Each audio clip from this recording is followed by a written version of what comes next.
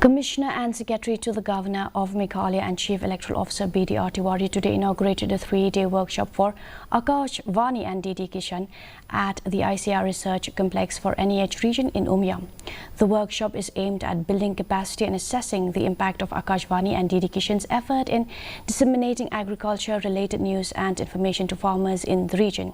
In his inaugural address, Tiwari highlighted the essential role that public broadcasters like Akashvani and DDK play in connecting the region's people to the nation through informative and meaningful programming.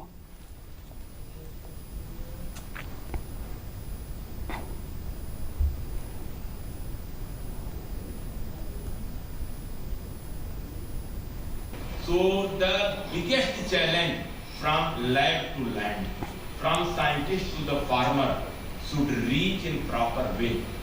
सीधी बात हो, दिल को छूने वाली बात हो, हमारी जरूरत को पूरा करने वाली बात हो, माटी पानी खेती की बात हो, इस चीज को आपने यह कार्यक्रम आयोजित किया.